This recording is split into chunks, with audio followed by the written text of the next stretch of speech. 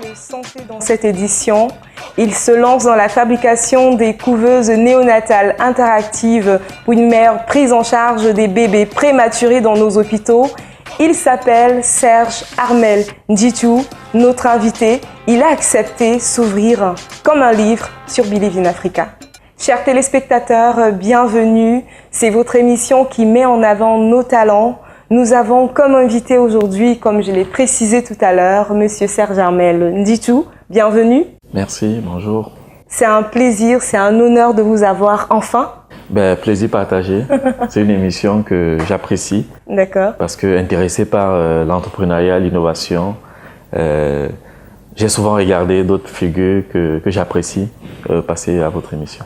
Est-ce que vous pouvez tout de suite, là, vraiment en quelques phrases, vous présenter auprès de nos téléspectateurs? Donc, comme vous l'avez dit, je suis Serge Armel Ndjitou. Je suis le chef du division de la coopération à l'Université de Tchang. Je suis manager de l'Agence universitaire pour l'innovation, un institut que j'ai créé en 2016 et de plus en plus connu avec l'une des innovations de cette agence qui est dans la couveuse néonatale interactive, qui a eu pas mal de prix, notamment le prix spécial chef de l'État pour l'innovation, le challenge digital de l'Agence française de développement et tout récemment le prix d'entrepreneur social Orange pour l'Afrique et le Moyen-Orient. Alors c'est l'aboutissement d'un long trajet qui part de Douala où nous sommes. Je suis un enfant de Bepanda. D'accord. Où j'ai passé, on va dire, toute mon enfance. J'ai fait le secondaire au collège Liberman. Et puis après le bac, j'étais au centre universitaire de Douala. Ensuite à l'université Cocody à Abidjan. Puis à l'université de Nantes. Ça, c'est pour on va dire le parcours académique. Puis je suis rentré au Cameroun. J'ai commencé une carrière professionnelle dans l'informatique, qui est mon métier de base. Et pendant que j'étais prestataire avec mon cabinet à l'université de Gaoundéré, le feu professeur Kombu m'a convaincu de reprendre encore des études en sciences de gestion. À sa suite, puisqu'il était doyen de la faculté de sciences de gestion. Et c'est comme ça que je me suis un peu retrouvé finalement du côté de l'université, où j'ai été donc surtout en charge des questions de valorisation. J'ai été chef de centre d'interface avec l'université professionnelle à l'IUT Banjul. Ensuite... c'est dans la région de l'Ouest Cameroun. À l'IUT Banjul, qui dépend de l'université de Tchang. Voilà, donc après ça, j'ai eu l'opportunité d'être intégré dans la première entreprise universitaire, le GIE Université de Tchang. C'est la première fois qu'une université d'État se lançait comme ça dans l'entrepreneuriat et j'en étais le chef de division études et projets. C'était en quelle année? 2007. 2007. Et puis, depuis 2013, je suis le chef de division de la coopération de l'université de Tchang, après avoir été aussi chef de division de la planification. Voilà un peu mon parcours professionnel. Mais j'étais très intéressé par tout ce qui est valorisation. C'est-à-dire, je pense fondamentalement que l'université, c'est le plus gros gisement de croissance. C'est-à-dire, c'est l'endroit où on a une jeunesse qui a du temps, qui a vide de connaissances, qui a le temps pour se projeter dans l'avenir. Et c'est de là-bas qu'on doit penser le Cameroun, l'Afrique de demain. Je suis d'accord avec vous. D'où vous est venue l'idée de mettre sur pied, de créer les couveuses? Parlez-nous de vos débuts. Vous avez mis sur pied une association dénommée AUI, une agence universitaire pour l'innovation. En gros, ça parle de quoi? Ça fait quoi? Oui. Quelles sont les différentes articulations de cette agence? Donc, avec l'expérience que j'ai emmagasinée dans des projets de valorisation en interne à l'université, j'ai fait le constat que peut-être pour être plus efficace, il fallait créer quelque chose en externe. Donc j'ai créé l'Agence universitaire pour l'innovation. C'est une équipe de chercheurs? C'est une équipe de chercheurs qui partageaient déjà sur le campus de l'université de Tchang au départ la même vision que moi, qu'en réalité, tous les prototypes qu'on voit dans les soutenances peuvent un jour se retrouver sur le marché, pour autant qu'on les accompagne. Et qu'il faut vraiment adresser cette question de manière spécifique. Ça, c'est l'ambition. Donc on s'est retrouvés, on a sélectionné comme ça 8 projets, 8 prototypes qu'on a décidé d'accompagner dans une première vague. Et aujourd'hui, on parle surtout de la couveuse parce que des 8, ça a été le prototype qui a eu une aventure. Projet, quoi. En tout cas que le public et le marché. Parce que parfois, ce que le chercheur pense, c'est pas ce que le marché ou le public pense. Hein. C'est aussi en fonction des besoins, des besoins voilà. locaux. Localement, on avait besoin des couveuses, puisqu'on sait tous que ça touche un domaine, un secteur assez fort qui est la santé. Donc, c'est comme ça que c'est parti le déclic. Oui, donc l'agence est créée, on travaille sur 8 prototypes, puis on arrive au GSIC. GSIC, c'est les journées d'excellence organisées par le ministère de la Recherche scientifique, avec nos 8 prototypes. Et puis, c'est la couveuse qui gagne le prix spécial du chef d'État pour l'innovation. Donc, du coup, il y a un zoom qui se braque sur la couveuse. Mais pourquoi la couveuse fait partie des prototypes qu'on a créés? C'est vrai qu'à titre très personnel, hein, ma fille est née prématurée, mais je dois confesser que ça ne m'avait pas pour autant bouleversé, parce que ça se passait à Yaoundé, elle a très vite eu une couveuse, donc ça ne s'est pas passé de manière dramatique. Mais plus récemment, nous travaillons plus sur les incubateurs pour poussins. Les incubateurs pour faire des poussins d'un jour. Ouais. Et l'ingénieur qui travaille particulièrement dessus, lui, sa mère est sage-femme. Et donc il me disait tout le temps, on parle des poussins, mais même les bébés, ça peut marcher. Ça peut marcher, c'est un problème sérieux. Ouais. Jusqu'à ce que un matin, on se réveille tous avec un buzz sur les réseaux sociaux d'une femme qui aurait fait 5 bébés en plein Yaoundé, à l'hôpital général. Et les aurait perdu tous les seins, faute de couveuse. Là, ça crée le déclic. Là, ça crée le déclic. Et puis, je me dis, quand même, quel est le problème? Qu'est-ce qu'il y a de compliqué dans une couveuse néonatale pour qu'on soit en pénurie à ce point? Et donc, comment résoudre ce problème? Je me demande quelle différence il y a avec l'incubation des poussins, puisqu'on en fait déjà, et très bien. Est-ce que c'est si compliqué de faire pour bébé? J'avoue que quand je suis rentré dans la littérature scientifique, dans les normes, j'ai vu que c'est effectivement beaucoup plus compliqué. Mais vu les enjeux, vu toutes les statistiques que je pouvais voir, il fallait absolument résoudre ce problème. Est-ce que vous pouvez partager avec nous votre expérience? Je parle maintenant de s'il fallait revenir en arrière, le tout premier prototype. Alors, comment ça s'est passé? C'est une question piège parce que, en fait, dans la création, surtout dans les produits manufacturés, c'est très itératif. C'est-à-dire c'est tous les jours qu'on détruit pour recommencer, qu'on améliore un bout. Au point où on ne sait plus à quel stade on peut parler précisément de premier prototype. Mais je peux vous dire que la première fois que nous osons nous afficher en public avec le produit comme en capacité de faire une démonstration, on peut appeler ça premier prototype, ben c'était au GSIC en février 2018, comme je vous ai dit tout à l'heure. Et ben, première sortie, directement, prix spécial d'innovation pour le chef d'État. Je pense que c'est ce jour. Mais aujourd'hui, si vous regardez les photos de cette couveuse qu'on a présentée et qu'on a eu ce prix, avec la couveuse d'aujourd'hui, il n'y a pas photo. Parce qu'à l'époque, on le fait aussi. Il y a une nette amélioration, une nette évolution. C'est un changement radical. D'accord. Sur le fond, sur la forme. Il faut dire qu'à l'époque, nous faisions un prototype pour montrer que ça peut se faire.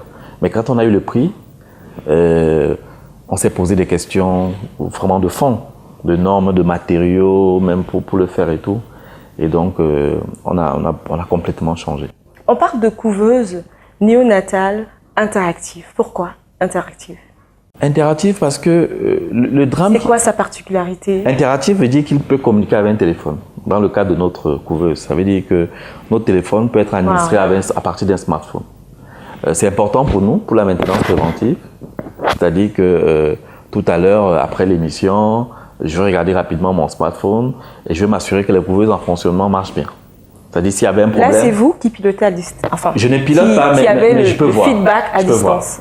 Je peux voir. C'est-à-dire si dans une maternité, on n'a pas mis de l'eau et qu'il y a un problème, l'alerte qui se passe pour alerter les sages-femmes, les infirmières, la même alerte, je l'ai sur mon portable. S'il y a un capteur qui commence à donner des données que je trouve aberrantes, ben je le vois. Donc, sans même que le client ne m'interpelle, je peux quand même voir des dysfonctionnements et faire ce qu'on appelle la maintenance préventive. Pour les médecins, c'est très important parce que quelquefois, ils laissent les infirmières avec des couveuses sur des cas très délicats. Ça les intéresse quand même de savoir ce qui se passe, même s'ils ne sont pas là. Et aujourd'hui, avec leur portable, ils peuvent voir que voici la température, le suivi à distance, et ainsi de suite. Mais est-ce que vous formez ces utilisateurs?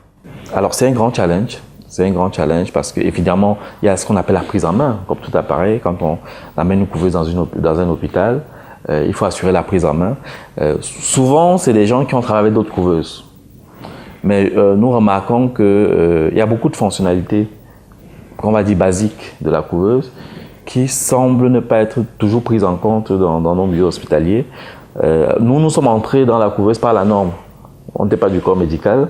Donc la norme nous dit que, par exemple, que le taux d'humidité, c'est très important. Donc quand on arrive à l'hôpital et que... compte de certains paramètres. Voilà, et qu'il y a tel paramètre dont, peut-être par l'usage, peut-être par l'habitude, on a tendance à négliger. C'est nous qui disons, alors qu'on n'est pas du corps médical. Non, la norme dit ceci. Donc effectivement, la formation va permettre une bonne prise en charge de l'appareil, va améliorer son rendement. Et les gens vont prendre conscience que c'est un outil très important. Parce qu'il faut aussi dire que la pénurie, parfois crée le fait que le corps médical s'habitue à la pénurie, s'habitue à travailler sans, et parfois ça peut être un dérangement de venir avec un outil auquel ils doivent encore s'habituer. Est-ce qu'on pourrait avoir une idée de votre localisation? Là, je parle de l'atelier. Alors l'atelier, depuis 6 mois, est à Bafoussam. On a commencé à travailler sur la couveuse depuis 2017, mais c'était chez moi à la maison. Dans mon parking que j'avais transformé en atelier. C'est vraiment un foutoir où, avec des jeunes étudiants, on fabriquait un tas de choses. Et donc, maintenant que la couveuse a une certaine notoriété, que le marché attend, il a fallu créer des conditions d'une production optimale. Donc, on s'est installé à Bafoussam, puisqu'on fait aussi des incubateurs pour poussins. Bafoussam, c'est le siège de l'aviculture au Cameroun. Donc, c'est l'endroit idéal pour être un peu plus central et plus proche de notre cible potentielle. Une équipe de combien de personnes? Aujourd'hui, 9 personnes pour les permanents, sachant que il n'y a pas que le côté production. On a bien compris que le développement d'un projet comme ça demande d'autres expertises, même financières, même en marketing, même en communication. Parce que pour produire, il faut intéresser les gens à ce que vous faites. Pour espérer avoir des financements, il faut documenter ce que vous faites. Et parfois, ça va au-delà du simple bricolage à l'atelier. Parlant de financement, où est-ce que vous avez pu avoir le financement? Je ne peux pas dire que j'ai eu un financement en tant que tel. Jusqu'à présent, j'apprête encore mon dossier de levée de fonds. Il y avait des préalables. On est dans le médical, c'est délicat. Ce n'est que cette année, sur le budget 2020, que la couveuse est dans la main cruelle de l'État. C'est-à-dire que les hôpitaux publics peuvent commander légalement. Donc, c'est une bonne nouvelle. Voilà, c'est une très bonne nouvelle. Vraiment, nous sommes très reconnaissants au ministre de la Santé qui a eu la sollicitude de tout faire et de saisir lui-même le ministre du Commerce pour que ce soit dans la main cruelle de l'État. C'est vraiment un élément déclencheur qui peut donc maintenant nous mettre en position d'attirer sérieusement des financements. Parce que la contrainte du médical, c'est que, quel qu'en soit ce que vous faites, si les financiers ont l'impression que les hôpitaux publics ne peuvent pas acheter, ben vous êtes bloqué. C'est le gros du marché. Donc voilà, maintenant c'est fait. À l'international aussi, on se développe pas mal. On est en train de créer pas mal de succursales. Donc, on se met en situation de lever des fonds importants pour créer vraiment une dynamique de production à l'échelle africaine. On a environ, là je vais prendre les statistiques, on a environ 100 000 bébés prématurés qui naissent au Cameroun. On a environ 10 000 qui décèdent. Et ce que vous faites, c'est une solution c'est une solution qui tombe à pic pour réduire considérablement le taux de mortalité infantile. Est-ce que vous pouvez nous dire aujourd'hui à peu près combien d'hôpitaux disposent de ces couveuses, de vos couveuses bien sûr, des couveuses made in Cameroun? Alors, on n'a pas de statistiques officielles en la matière. D'ailleurs, en liaison avec la direction de la technologie sanitaire, il y a un travail que nous envisageons pour faire vraiment le point au niveau national. Il y a un mémoire d'un étudiant de l'Université de Montagne que j'ai lu qui avait évoqué le chiffre de 68 couveuses fonctionnelles pour le Cameroun. D'autres sources au GIZ ont parlé de plus de 80, en tout cas moins de 100, ce qui est quand même dramatique quand on sait que au moins 10% des naissances au Cameroun auraient besoin d'un séjour en couveuse, soit pour prématurité, soit pour faible poids. Et c'est pas possible avec 100 couveuses. Ce serait même pas possible avec 1000 couveuses. Donc les besoins en couveuses sont très très importants. Et bon, il n'est jamais trop tard. Je pense que maintenant, on a l'outil local pour adresser cette question. Il faut maintenant qu'au niveau budgétaire, ce soit possible. En tout cas, nous faisons on va faire des prix très bas. Et même, on peut envisager des mécanismes d'acquisition dépendant des négociations qui sont en cours, que ce soit avec le privé, que ce soit avec l'État. Si je comprends bien, vos couveuses ne sont pas encore disponibles. Ah si, maintenant que c'est dans il y a un mois, on a livré l'hôpital régional de Bafoussam. Avant ça, on avait quand même commencé avec des hôpitaux privés, parce qu'il fallait quand même avoir le retour clinique. Donc, oui, c'est disponible, mais ça va s'accélérer maintenant. Ça va s'accélérer maintenant. C'est maintenant qu'on lance le côté commercial, en toute légalité. On va le faire là et certainement, dans cette année, sur l'année 2020, on pense placer au moins 50 couveuses. Formidable. On va marquer une pause, le temps pour nous de regarder Africa Rising. À tout de suite. De retour sur ce plateau, vous regardez Believe in Africa. Nous sommes toujours en compagnie de Monsieur Serge Armel Didiou, le seigneur des couveuses. Vous avez mis sur pied une web TV universitaire. Vous avez un concept appelé The Boss. Il s'agit de quoi concrètement? Alors, quand nous créons l'Agence universitaire pour l'innovation, je vous l'ai dit tantôt, c'est pour être un pont entre l'université et le marché. C'est pour être une sorte de courtier d'innovation. Donc notre idée de fond, c'est que le côté vulgarisation, le côté les estrants de toute l'activité universitaire est insuffisamment adressé. Alors que, comme je disais, l'université, c'est le vrai levier de développement.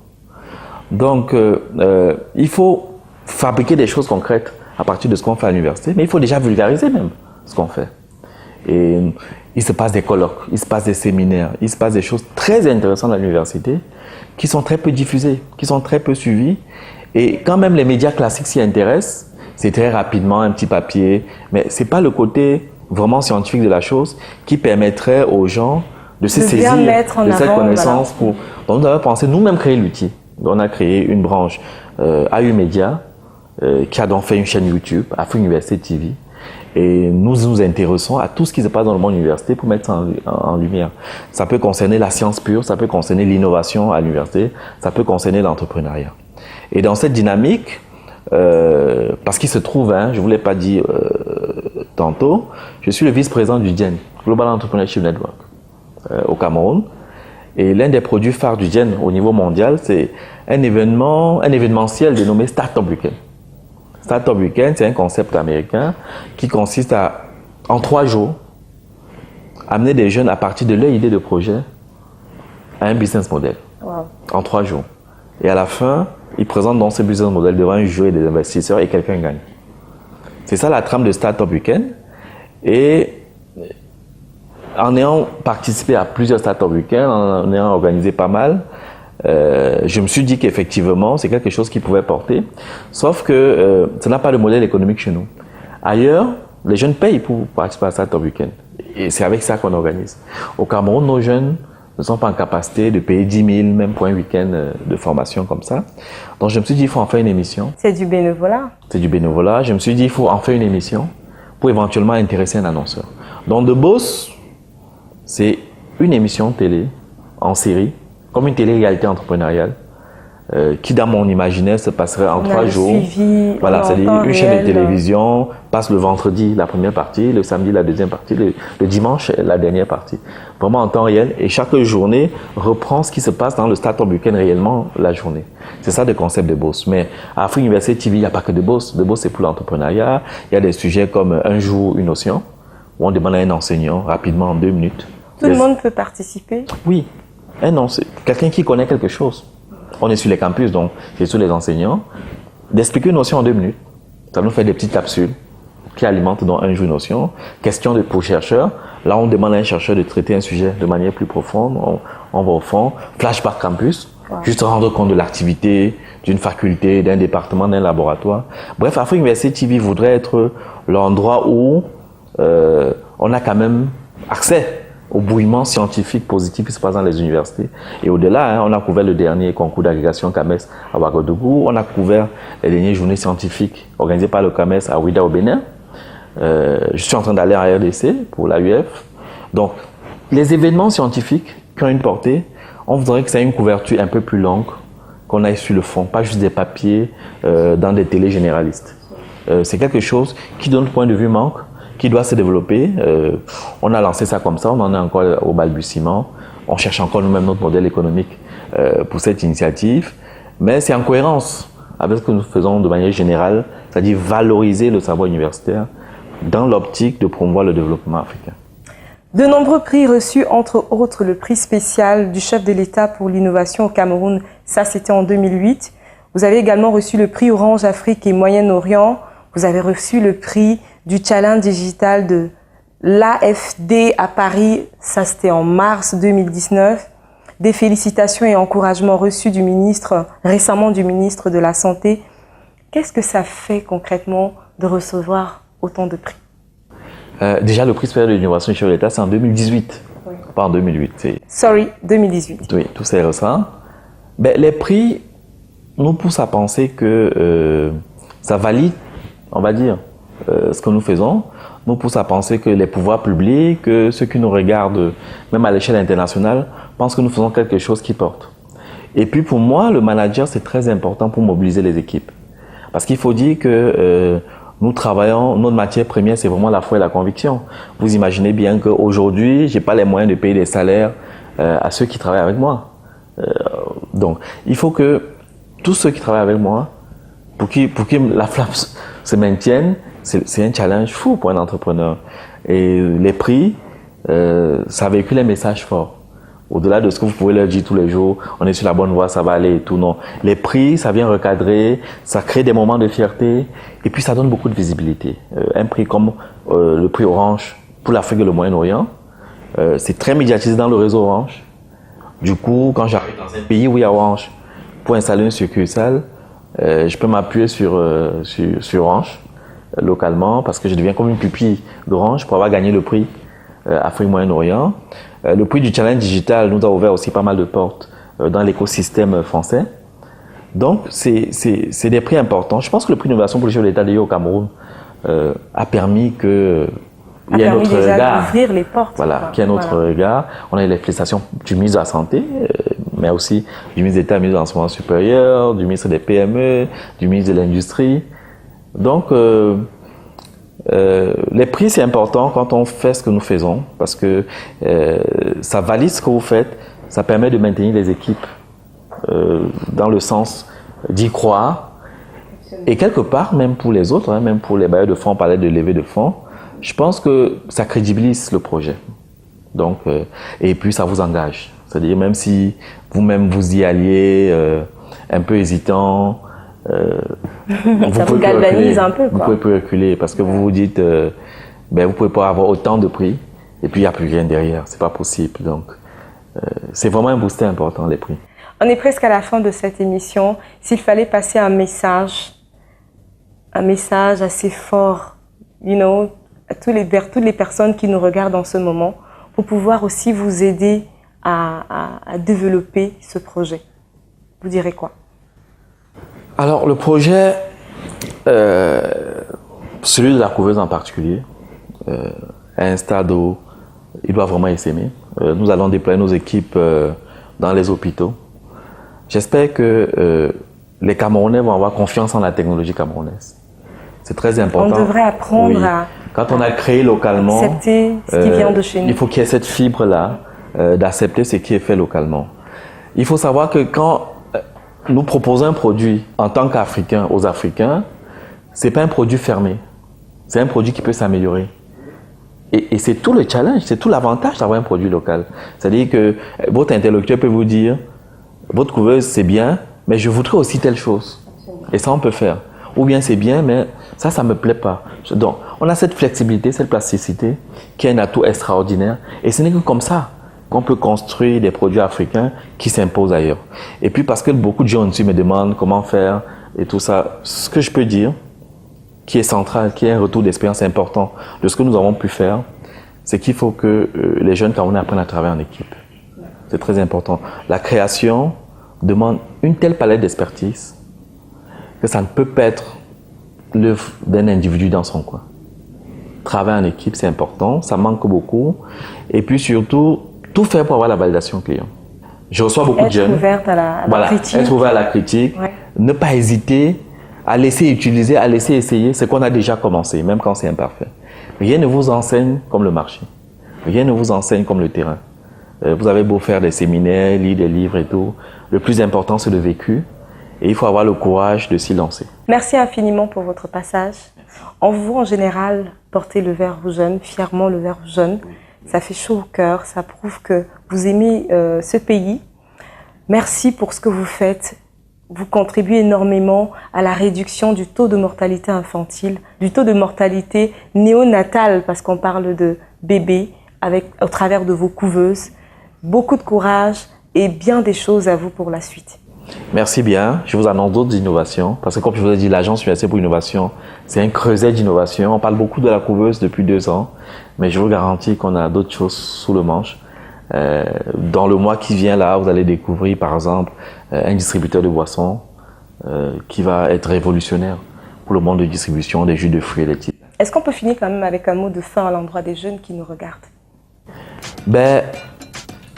Les jeunes doivent savoir que leur destin leur appartient. Leur destin leur appartient et qu'ils peuvent changer la donne. Rien n'est acquis, mais rien n'est définitif. Ils peuvent changer la donne, ça dépend de ce qu'ils peuvent faire. Tout l'environnement africain que nous voyons peut changer du jour au lendemain. Ce qui nous sépare de l'industrialisation, c'est juste un voile mental. Ce n'est ni un problème technique, ni un problème de finance, ni un problème de matières premières. Nous avons tout ça. On a des écoles polytechniques depuis 40 ans. On ne peut pas continuer à tout importer. Et au-delà des discours politiques, socio-anthropologiques et tout ce qu'on peut dire, c'est la technologie, c'est la fabrication, c'est la production qui peut changer de game. Et les Africains doivent prendre conscience que les autres nous regardent avec un regard méprisant. Il faut que ça change. Et la seule façon pour que ça change, c'est qu'ils réalisent qu'on n'a pas besoin d'eux. Que nous fabriquons nous-mêmes ce dont nous avons besoin. Ça ne veut pas dire être fermé, mais ça veut dire être authentique, être fier et se dire qu'on a les ressources pour. Et chaque fois que vous appréhendez de vous lancer sur ce chemin individuellement, c'est effectivement très compliqué. Travailler en équipe. On n'aurait jamais fait la couveuse. La couveuse, c'est l'informatique, c'est l'électrotechnique, c'est la biosécurité. Donc, c'est l'énergétique. Il a fallu mettre tout ça ensemble. Et puis, comme je disais tantôt, maintenant la communication, la finance et tout ça. Les prix, c'est parce qu'on voit des vidéos de qualité. C'est fait par un jeune sorti de l'ESTIC qui n'a rien à voir avec les couveuses. Si je peux faire un plan marketing, c'est parce que Et donc, dès qu'un Africain fabrique quelque chose, il cache. Il a même l'impression que, comme c'est lui qui bricole à l'atelier, c'est plus important que, par exemple, celui qui est spécialiste de la communication ou ainsi de suite. Apprendre à être en équipe et comprendre que ce qui compte, c'est d'avoir un produit qui est consommé sur le marché, pas juste glorifier des passages intermédiaires. Bon vent pour la suite. Merci. C'était Believe in Africa. Rendez-vous très prochainement. Ça sera une autre édition, un autre talent. Ciao, ciao.